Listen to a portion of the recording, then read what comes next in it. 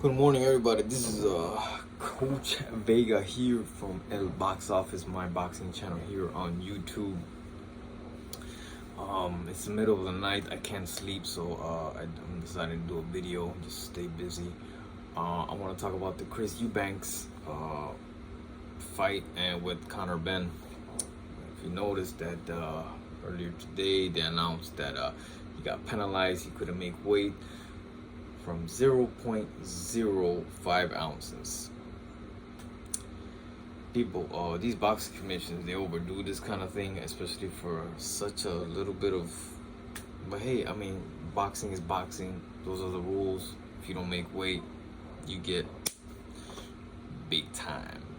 Now, back in my day, like in the 90s and the early 2000s, and even now today with the amateurs and professional, yeah, I mean, you could tell like the professionalism and the amateur, they kind of nowadays are kind of lenient. It could be like 5 pounds over now. They ain't by much.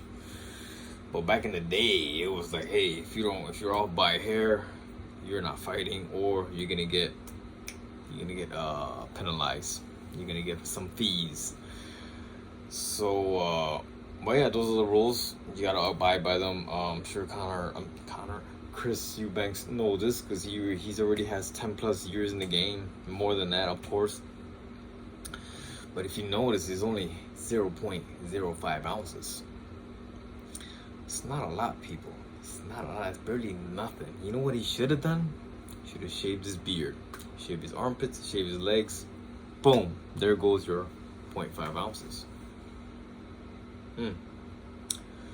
I mean, when there's that much money on the line, you do anything to make weight. I mean, hey, real boxers know this. Real fighters know this. And it ain't nothing new. And I'm not ashamed to say it. But if you have to go down there to get some crap out, glove or no glove, hey, there's some ounces there too.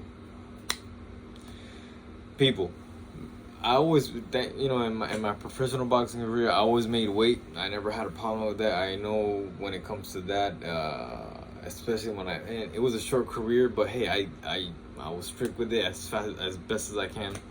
My amateur career, obviously, you're younger, you're a little more reckless, and not as responsible as I should be.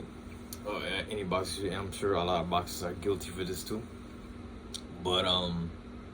But yeah, back in the day, yeah, like dude, yeah, you have to make weight to compete if you want to be a champion or to have some experience under your belt.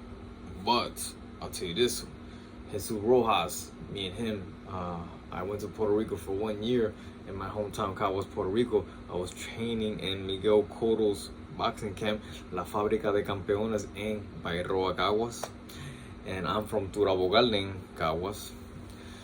And it's my hometown. Me and Jesus Rojas and other boxers like Luis El Artesano Cruz. There was a great stable at that time. Luis El Artesano Cruz. What's his name? My God, Bisbal. He was a heavyweight in Puerto Rico. He was at our gym. I got to meet Azuquita Jimenez, who fought under Mayweather's boxing card plenty of times. Maybe like 3 times. What's the other guy's name? From Gurabo. He fought Mayweather. Henry Bruselas fought Mayweather when Mayweather went to 140. And Mayweather beat him. And that would have been Henry Bruselas. That was Henry Bruselas' first title shot. Something like that. But he fell short. But no, it was a great... Jose Miguel Cotto, who almost knocked... I want to say not that. He dropped Canelo Alvarez. He was one of the only boxers that ever got to stumble and put Canelo Alvarez, almost putting Canelo Alvarez in the ground. It was a great stable at that time in 2006. Other than that, I did 4 fights amateur in Puerto Rico, and I fought at 132 in 2006.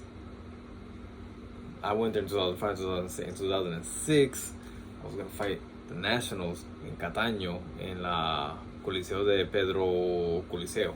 whatever the name is. That's where they held the nationals there. And I was a pound over. And you know, I told Miguel Cotto's coach, he got pissed at me and like, dude, you really gonna yell at me? Is this some, you know? Anyway, I brushed it off. But Jesus Rojas, he's former featherweight champion.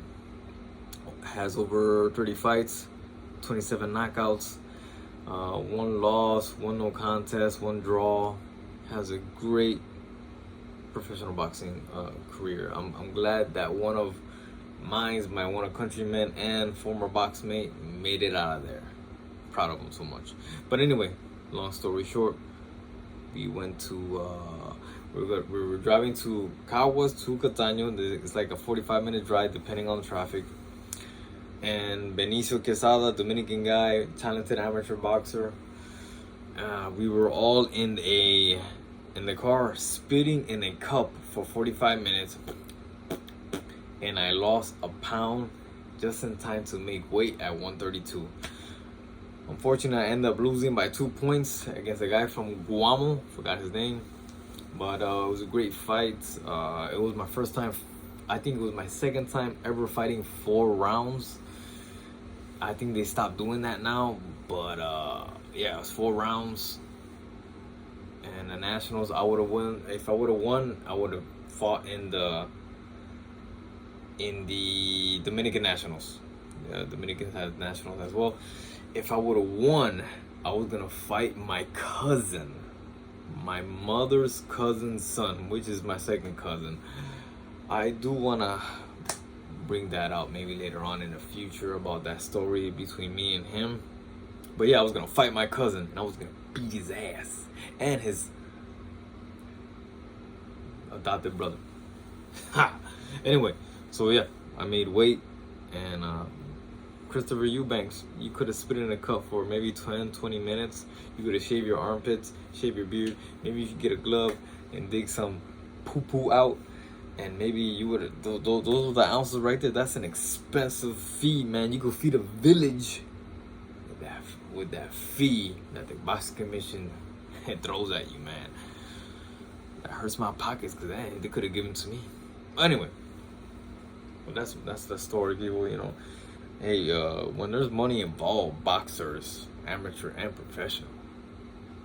Well, yeah, there's no money in amateur, obviously. You do anything you can to make weight. You want to look good in front of your crew. You want to look good in your coach. You want to look good at the people that are watching you. But other than that, yeah, I mean, hey, 0.5 ounces. Hey, man, I'm sure it was worth it for the commission. Very, very high fees, I'm telling you. I'm sure in retrospect, it has happened in Mayweather's career when Mayweather took that year layoff, took like a year off. He fought against Juan Marquez. He was up by 4 or 5 pounds, and I think they took like $700,000 to Mayweather fighting Juan Marquez. But that was cool, you know. That was smart for Mr. Mayweather. Yeah, he wasn't gonna risk trying to lose 4 pounds in one day to make weight. What's $700,000 to him? Hey, goes back to the boxing commission, or you just keep that and feed a village. Anyway, folks, I said enough. Chris Eubanks, Conor Benn, exciting fight. Fathers, former legends from back in the 90s. Great rivalry and rematches involved. Both fighters were just all offense, no defense. Hopefully the new generation, the juniors, come up and make an exciting fight. It's always good to see. It's always good to see those things, man. Those things are rare. Seeing like 2 sons of the legends, sons of the former legends fighting together and making something happen. Despite what Chris Eubanks throwing an egg, and I mean, look at if you look at back in the days how Chris Eubanks Sr. and Conor Benn Sr. they didn't like each other, not one bit, but they always kept it classy and professional, as most British are. Gotta love the British. They created this formal behavior. You could insult you and disrespect you without insulting you or disrespecting you. It may just make fun of you. Which you like, you like the verbal battle there. It was great to see that. You know, I'm glad that that happened over there in Britain, in London, and all that. It was great. It was great for, because you know, to me back in the day, there was not a lot of exciting British boxers. Those guys are all offense, no defense. Sometimes exciting, sometimes not exciting. Depends who it is. But I mean, the only two British boxers I can think of is Naseem Hamed and what's the other heavyweight guy? I forgot his name. Anyway, it's good to see that, man. I wish I would have seen Hector Camacho Jr. versus Julio Cesar Chavez Jr. But you know, I'm sure they're already past their prime. I think they tried to do something like that, but it didn't work out. I don't know all the details, but yeah, it's always good to see that. Hopefully, we could see one of the sons of, man, for some reason at 2 o'clock in the morning, I can't remember names. Fernando Vargas' son fighting Shane Mosley's son. Oh, that would be dope. I'm gonna send that into the universe.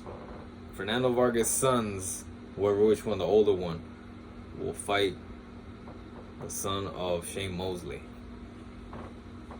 That's the only one I can think of right now. How many sons are out there that are fighting? Not a lot, but it's good to see, man. It's good to see. That keeps boxing alive and exciting, and legacy and all that kind of stuff. People, I said enough. It's been 12 minutes. My God, I said too much. Hey, watch Chris Eubanks and Conor Benn. Despite whatever happened, expensive fees. Should be an exciting fight. Hope to see y'all there.